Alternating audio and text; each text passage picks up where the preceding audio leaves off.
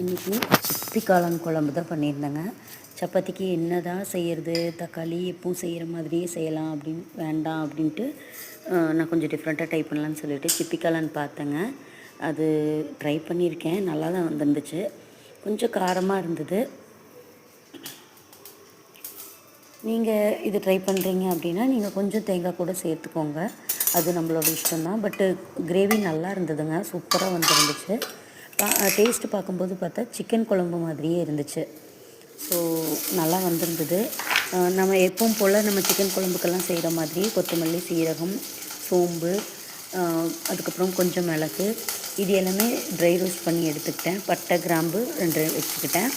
இது எல்லாமே dry roast பண்ணி எடுத்துக்கிட்டேன். அதுக்கப்புறம் எண்ணெயில் வெங்காயம், இஞ்சி, பூண்டு, கருவேப்பிலை, தக்காளி, பெரிய சைஸ் தக்காளி இருந்தால் 1 எடுத்துக்கோங்க, சின்ன சைஸாக இருந்தால் 2 எடுத்துக்கோங்க.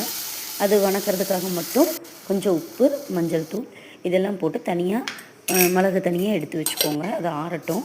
அதுக்குள்ளே நம்ம இங்கே வந்து வெறும் பச்சை மிளகா மட்டும் கடுகு பச்சை மிளகா மட்டும் போட்டு தாளித்து இந்த காளானை வந்து நல்லா எண்ணெயிலே ஃப்ரை பண்ணி விடுங்க. இது வந்து பார்த்திங்கன்னா தண்ணி விடும். நம்ம மூடி வச்சு கொஞ்சம் பார்த்திங்க அப்படின்னா தண்ணி விடும்.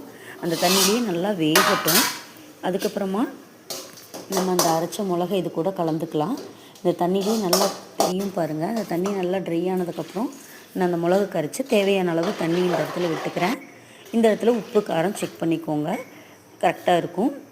நல்லா எப்பவும் போல் மிளகு குழம்பு வைப்போம் இல்லையா, அந்த மாதிரியே நான் சிக்கன் மசாலா கொஞ்சம் டேஸ்ட்டுக்காக ஆட் பண்ணிக்கிட்டேன். கடைசியாக கொத்தமல்லி தூவி இறக்குனீங்கன்னா சப்பாத்திக்கு நிஜமாவுமே சொல்கிறேங்க சூப்பராக இருந்துச்சு. நீங்களும் ட்ரை பண்ணி பாருங்கள். சப்பாத்தி கொஞ்சம் ஷேப் வராது, நான் எப்பவுமே